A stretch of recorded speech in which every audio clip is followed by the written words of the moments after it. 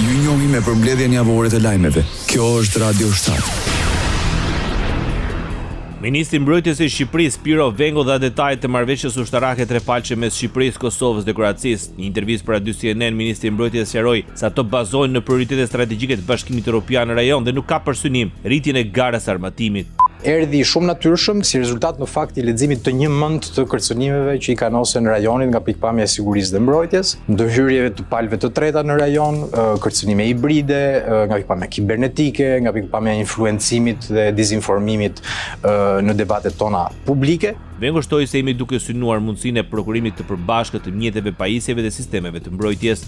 Ne mbështesim Kosovën si dy vende aleate, antare të NATO-s. Kosova është e njohur nga Kroacia, ne përbën një përparësi nga pikpamja e sigurisë kombëtare dhe e politikës tonë të jashtme, dhe sa herë na jepet mundësia që ta mbështesim Kosovën në tryeza rajonale, të cilat në fakt janë paradhomat e anëtarësimit, qoftë në Bashkimin Evropian, qoftë në NATO, ne e bëjmë në mënyrë konsistente dhe një prej pikave të marrëveshjes trilaterale është mbështetja e palëkundur e Kroacisë dhe e Shqipërisë për sa i përket ecurisë së Kosovës në këto nisma rajonale, të cilat në fakt janë siç është Karta e Adriatikut, për shembull, e cila është efektivisht paradhoma e një vendi përpara se të anëtarësohet në NATO.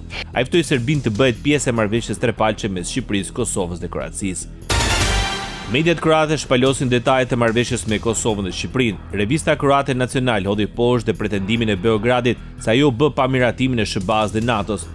Bashkëpunimi i ri ushtarak mes Kroacisë, Shqipërisë dhe Kosovës, për cilin ministri i Mbrojtjes Ivan Anušić javën e kaluar udhëtoi në Tiranë për të nënshkruar deklaratë ministri i Mbrojtjes së Shqipërisë Piro Vengo dhe ato të Kosovës, Ejup Maqedonsi është dakorduar, ose më saktë u koordinua me administratën e presidentit amerikan Donald Trump dhe modhehiqjen e NATO-s, thot revista kroate, teksa i referohet jo zyrtarisht një burimi të lartë pranë Ministrisë së Mbrojtjes së Kroacisë. Ky informacion mohon drejt për drejt deklaratën e presidentit serb Aleksandar Vučić, i cili tha se në shkrimi i kësaj marrëveshje ishte shkelje të ashtu quajturës marrëveshje nënrajonale për kontrollin e armëve të vitit 1996.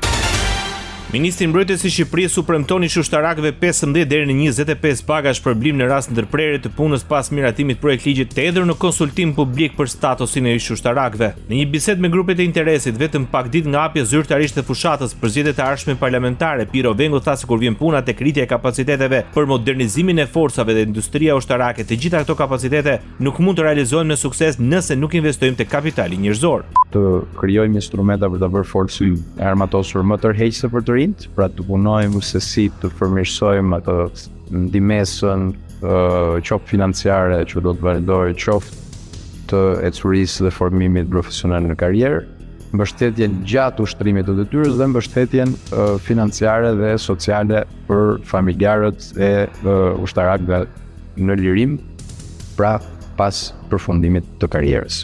Krahas asaj, ministri premtoi se do t'i bëjnë forcat e armatosura më të rejse për të rinjt, ndërsa u angazhua që pagat për 4 vite ardhshme do të jenë sipas standardeve të NATO-s. Do doja mendimet tuaja për sa i përket përmirësimeve që mund të bëjmë për të bërë më tërheqës, pra incentivat që duhet japim statusit të ushtarak, në mënyrë që forca të bëhet më tërheqëse për rinin shqiptare.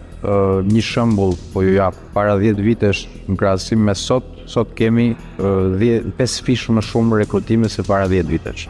Në Akademinë e Forcave të Armatosura kemi 1100 aplikime për 100 të rekrutuar. Ekonomi.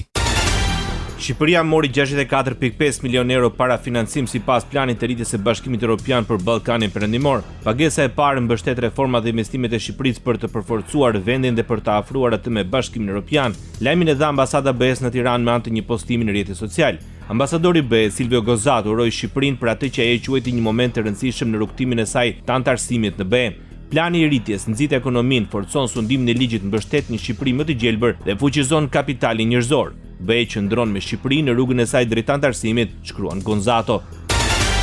Me parafinancim nga Bashkimi Evropian, Shqipëria mori 30 milion euro kredi koncesionare për buxhetin e shtetit si mbështetje për zbatimin e reformave. Parafinancimi i mbetur prej 34.5 milion euro në grante dhe ua koncesionare do të injektohet drejt për drejt për investime në infrastrukturë në Shqipëri.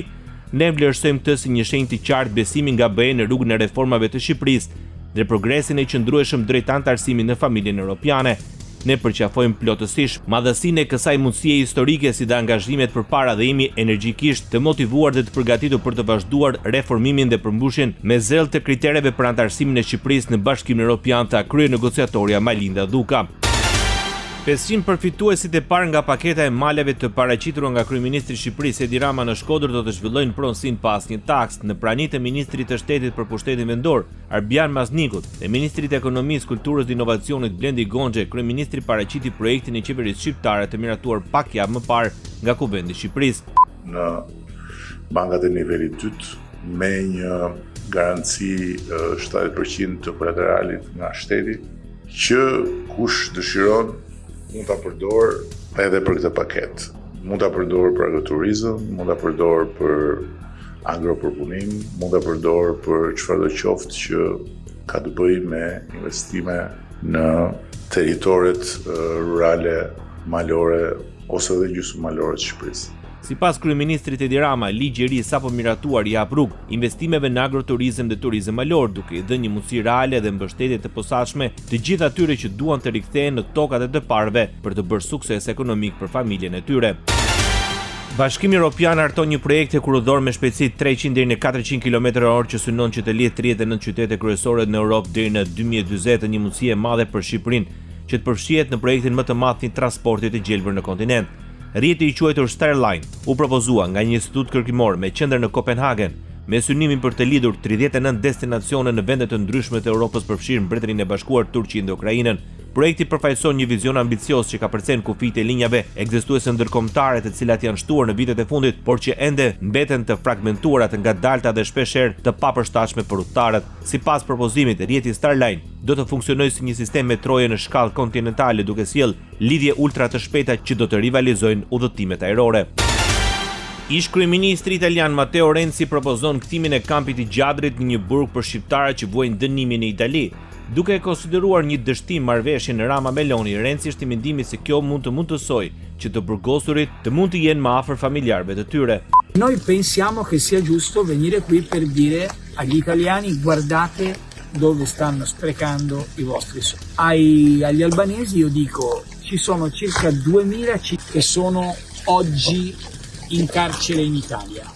Prej muajsh tashmë Italia po shpenzon qindra miliona euro për të paguar këtë strukturë që është bosh. Në vend që të shkonin këto para për pensionet dhe pagat, faturat apo në ndihmë të rinjve shkojnë këtu në një vend që nuk i duhet askujt e nuk duhet gjë. Është fryt i një marrëveshje Rama Meloni të gabuar. Është e drejtë të vim këtu e të themi italianëve: shiko ku idhen parat tuaja. Shqiptarëve u themi se janë mbi 2000 shqiptarë që sot janë në burg në Itali.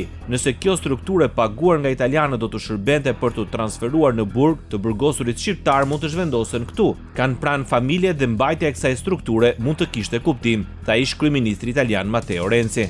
Vizita në Gjadër vjen pas vendimit të gjykatës italiane, e cila i dha të drejtë qeverisë italiane për marrëveshjen me Shqipërinë për emigrantët.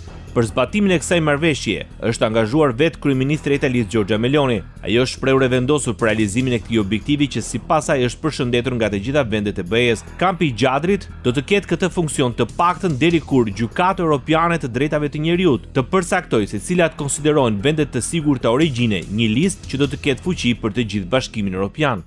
Aktualitet. Pak shtyn sërish me 3 muaj hetimit për ish kryeministrin Arben Ahmetaj. Ai akuzohet për pastrim parash, fshehje të pasurisë dhe korrupsion pasiv. 23 qershori është afati i fundit për plotësuar hetimet e munguara në dosjen ndaj Ahmetajt. Kjo është hera e tretë që organi akuzës zgjat hetimet. Arben Ahmetaj ndodhet në narrativ prej muajit korrik të vitit 2023.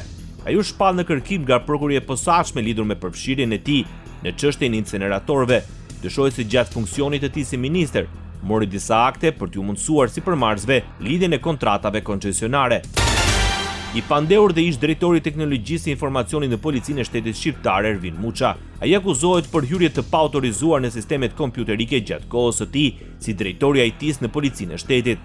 Organi akuzës arriti në përfundimin se drejtori i IT-s nuk ka informuar drejtorin e përgjithshëm të Policisë së Shtetit në lidhje me procedurat e backupit të dhënave të Teams, dhe as nuk ka hartuar një plan veprimi për problematikat e konstatuara dhe veprimet e ndërmarra për rregullimin e tyre. Prokuroria e Tiranës thosë se të gjitha veprimet për kopjimin e të dhënave të Teams, Ervin Muça i ka kryer gjatë orëve të natës, ndërsa ka urdhëruar dhe punojësit për hapjen e portave USB. Ai vetë ka mohuar të jetë i përfshirë në ndërhyrje në sistemin Teams duke theksuar se është i pafajshëm dhe ka deklaruar se nuk ka kopjuar asnjë të dhënë. Politik. Kryeministri Edi Rama mendon se Partia Socialiste është e vetmja forcë politike që garanton vijimsinë e reformës në drejtësi. Gjatë një takimi me kandidatë për deputet nga Shiroka, Rama tha se për herë të parë pushteti politik i ka dorëzuar shpatën drejtësisë. Ne dorëzuam shpatën për herë të parë që nga 1912 pushteti politik s'ka shpatën që i takon të ta kishte drejtësia dhe për herë të parë ka drejtësia në dorë shpatën. Tani ne duhet të ulim kokën për këtë, për te të gjitha lajthitjeve, gabimeve, çuditërave që mund të ketë ky proces. Në thelb ky është një proces historik i domosdoshëm, të cilin ne e kemi mbështetur dhe mbështesim deri në fund. Ai kishte edhe një mesazh për të tjerët kur tha se kush devion nga rruga të shkojë atje ku e ka vendin. Ne e kemi shumë të qartë vijën. Kush është këtu për qëllimin e përbashkët është i nderuar. Kush devion nga rruga për qëllimin e përbashkët dhe e përdor fuqinë që i jep populli përmes Partisë Socialiste për të bërë punë jo të ndershme mbas shpinës tonë, të shkojë atje ku ka vendin. Është shumë e thjeshtë, nuk ka asnjë gjë për të pasur dyshime dhe dilema. Kryetari i Partisë Demokratike Sali Berisha ftoi kryeministrin Edi Rama në debat televiziv. Gjatë një konferencë përshtyp nga Selia Blu, ish kryeministri Sali Berisha kërkoi debat për integrimin europian të vendit, pasi e konsideroi një piramidë madhore mashtrimi. Sipas Berishës, miliardat e Ramës përmes integrimit janë të njëjta me ato të naftës së shpiragut. Kjo është paraqitja e tij, është disaster. Të vinë debat televiziv, qoftë dhe për një temë të vetme, të dalim debat për integrimin europian. Të vi, integrimi i tij europian është piramidë madhore mashtrimi. Miliardat e tij janë të njëjta me ato të naftës shpiragut.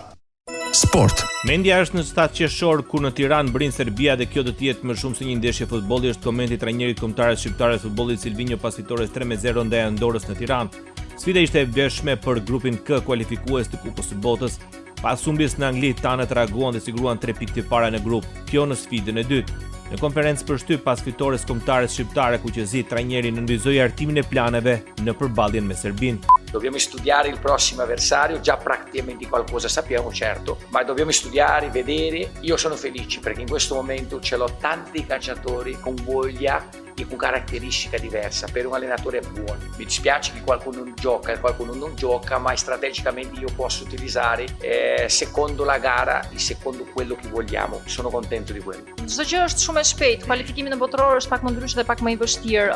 Duhet të bëjmë më shumë për ta arritur aty. Sot ishim pak më tepër në presion sepse ishte një ndeshje të cilën duhet ta fitonim, edhe nëse nuk do të merrnim 3 pikë do të bëhej më e vështirë në vazhdim. Strategjikisht mendoj që kemi bërë një punë shumë të mirë. Lojtarët kanë luajtur shumë mirë, kanë sakrifikuar shumë edhe në ndeshjen në Wembley, që rikujtoj që është një Anglia është një kombëtare që ka luajtur finalet të 2 europianëve të fundit, dhe nëse nuk vrapon edhe nuk krijon aksione, nuk mbrohesh mirë, mund të pososh 5 gola. Mendoj që lojtarët kanë bërë shumë mirë. Për sa i përket kundërshtarëve të ardhshëm, do duhet ta studiojmë, ke filluar që tani ta studiojmë, por jam shumë i lumtur që kam shumë lojtarë me karakteristika të ndryshme dhe me dëshirën për të qenë pjesë e kombëtarëve për të luajtur, të cilët mund t'i përdor në varësi edhe të kundërshtarëve.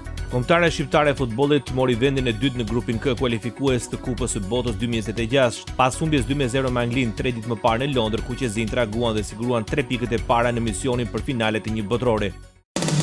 Ndoqet për mbledhjen javore të lajmeve. Kjo është Radio 7, zëri pozitiv i qytetit.